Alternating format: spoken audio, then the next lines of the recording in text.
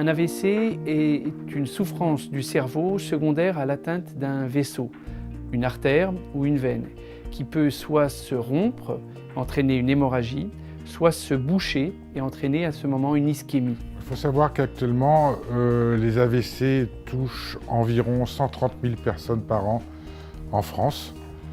La grande majorité de ces AVC étant des AVC de nature ischémique, et simplement environ 15% sont touchés par un AVC hémorragique. Le temps, c'est du cerveau. Il faut agir le plus vite possible et si possible avant les 6 premières heures. Plus le traitement est rapide et moins la souffrance cérébrale sera importante. Notre objectif est donc de très rapidement restaurer le flux sanguin en débouchant l'artère occlusive.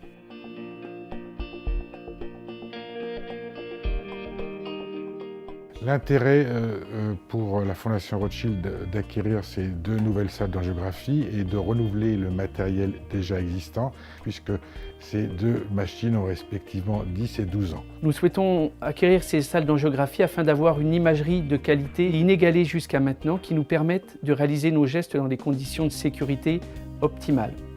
De plus, des salles d'angiographie biplan nous permettent de limiter la dose de rayons X et la dose de produits de contraste que nous allons utiliser.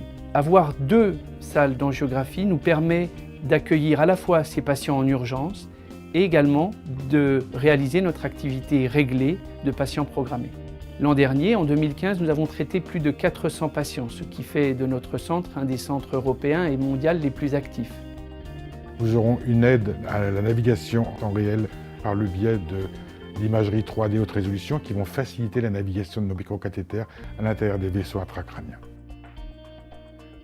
Des salles d'angiographie biplan vont pouvoir être utilisées également spécifiquement chez l'enfant pour les pathologies vasculaires cérébrales qui peuvent entraîner parfois des souffrances cérébrales mais aussi cardiaques, et puis également pour les tumeurs de l'œil, de la rétine, le rétinoblastome chez ces enfants, traitement que nous réalisons depuis plus de 5 ans avec la délivrance locale in situ dans l'artère ophtalmique de très petite taille, d'une concentration plus importante de chimiothérapie avec une plus grande efficacité.